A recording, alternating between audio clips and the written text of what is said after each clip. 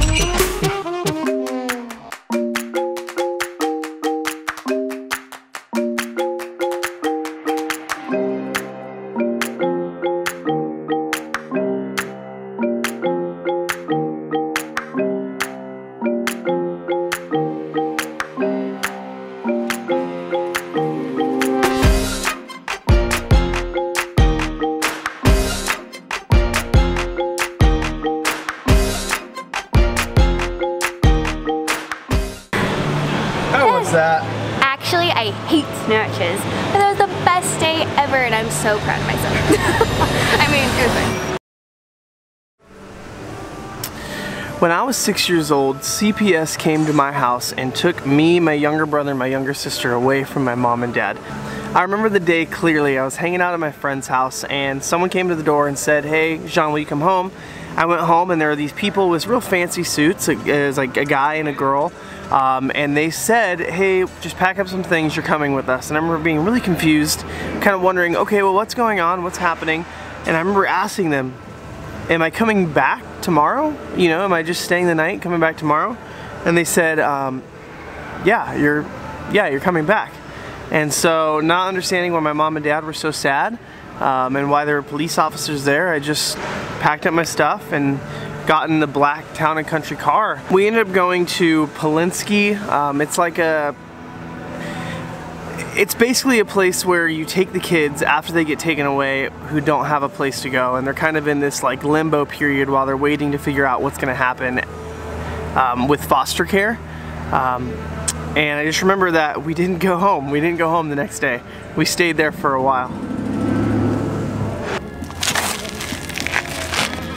I'm number 4 of 7 children. However, the day that we were taken away, the day that the CPS came, brought us to Polinsky, mentally I became the oldest, because now I was separated from all my older siblings at that moment.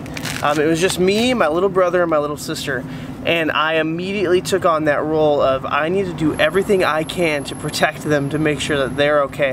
I think my sister was 1 or 2, my brother was 4, I was 6.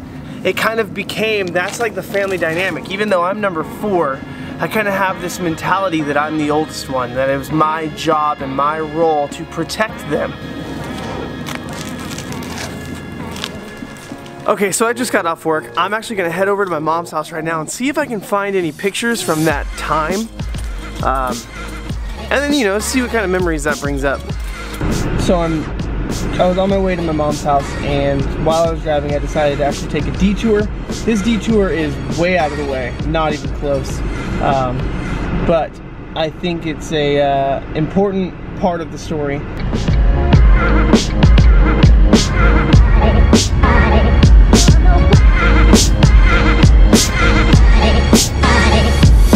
This is the area that I lived in when we were taken away. It was an alleyway behind 7-Eleven. There's these houses and they're like in like a square, and then there's like a public area in the middle. I was at my friend's house across the way, and then that's when they came over and they got me. It's just this alleyway behind 7-Eleven. Alright, I'm gonna go before someone yells at me. Alright. just got to my mom's house. Mommy's here! Mommy's here! It's a camera. Can I see? Yeah, you're looking at it.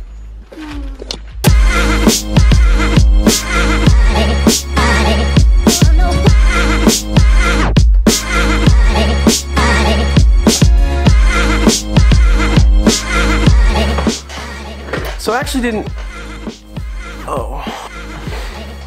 actually didn't find that many pictures from the time before, and it kind of makes sense. I mean, parents' priorities were a little different than taking and saving pictures, and then especially after we were taken away, they were homeless, and so there really wasn't an ability to keep some of the pictures. But some of the ones I saw, some of the ones that I grabbed that were worth noting.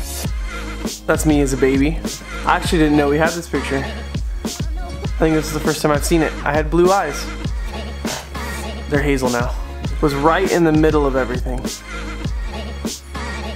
So this picture, after we were taken away, and we were sent to Polinsky, and then after Polinsky we were sent to live with my uncle, which sounds like a good thing, but it was actually a pretty bad thing, because he was really mean and really brutal. The only time that we were able to see my mom was she was on a Christian drug and rehab program, and once a week on Sundays we were allowed to go in and visit her, and so this was the first Sunday that we actually saw her after we got taken away. I have a mohawk, you know, and then then there's just some random family pictures after that, all of us young, me right there. Another one, I think this is at the zoo. And then this one, 99, so this was 3 years after, and we're in Cub Scouts. There I am, a little Weeblos. So I just wanted to show those to kind of give some visual imagery as to how young we were when all this happened, and kind of what happened. But now let me tell you guys, like, why did I feel like this story was important today? So the main points, the main things I wanted to say out of the story, one was just so you guys can kind of know a little bit more about me, my background, where I came from, what kind of life I had, but then also, like, whatever situation you find yourself in, wherever you find yourself and you feel like it's just insurmountable odds against you, no situation, no circumstance is permanent. Where you are does not have to be where you stay forever. What matters is that you take the good, you take the bad, and then you move forward. So whatever happened to you, you didn't have the best upbringing, this person did this to you, she said this to you, don't hold on to that, because holding on to that keeps you still. The only way that you're going to progress in your life, the only way that you're going to move forward is by taking those not so ideal, maybe those great circumstances, whatever it is, taking them and then going forward, moving on beyond that, allowing that to just be a part of your past, and you get to move forward from there. So I hope you guys enjoy the story time. Very random, very weird, but if it's something you're interested in, a little bit more of that, let me know. I'm gonna call it. I'm tired. It's only like 8 o'clock and I'm just already like ready for bed. So thank you guys so much for watching. If you like it, make sure you like it. Leave a comment, let's chat. And if you're not already subscribed, then consider subscribing. And until next time, peace.